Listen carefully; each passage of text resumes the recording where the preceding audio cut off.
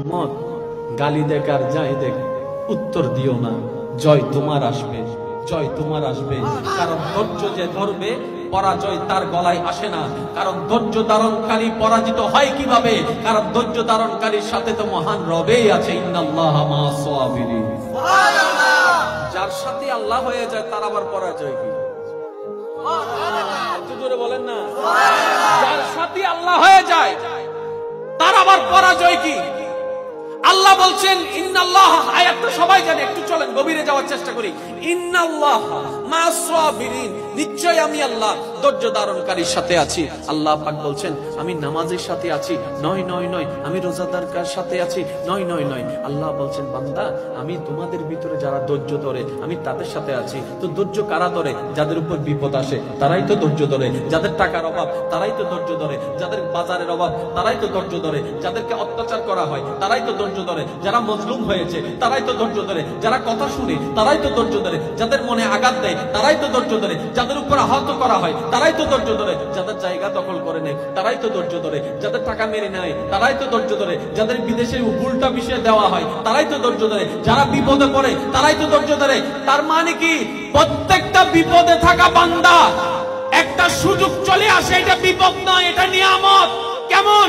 কারণ বিপদটা এসে আমাকে ধৈর্য ধারণ করার সুযোগটা দিল। তো নিয়ামত হলো কিভাবে? বলে যে ধৈর্যটা ধরতে পারলেই তো মওলার প্রিয় বান্দা হয়ে যেতে পারবো। সেজন্য কোনো কষ্টকে কষ্ট মনে করবেন না ভাইয়েরা। প্রত্যেকটা কষ্ট আপনাকে সামনে আরো 10 কদম এগিয়ে যাওয়ার এক একটা সাহস। সুবহানাল্লাহ।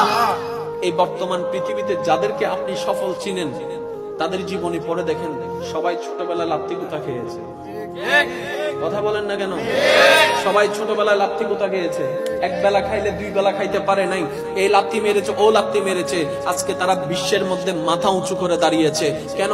আল্লাহর ওয়াদা হচ্ছে ইন্নাল্লাহা মা'আস সাবিরিন, যেই ধৈর্য ধারণ করে সে যেই হোক না কেন, মুসলমান হোক, বেদুইন হোক, কাফের হোক, যেই হোক, ধৈর্য যে ধরবে আমি তার সাথে।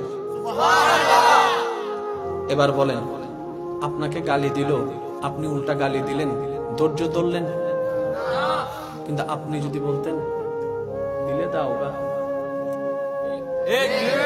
সুবহানাল্লাহ, আমাকে গালি দিছো দাও গা, সে উল্টা ভাবনায় পড়ে যাবে, কি রে কারে গালি দিই, সে তো লড়ে না। সত্যি করে বলেন তো, আপনাকে কয় মিনিট গালি দিতে পারবে? 1 বার 2 বার 3 বার। গালি কখন ঝগড়া হয় জানেন?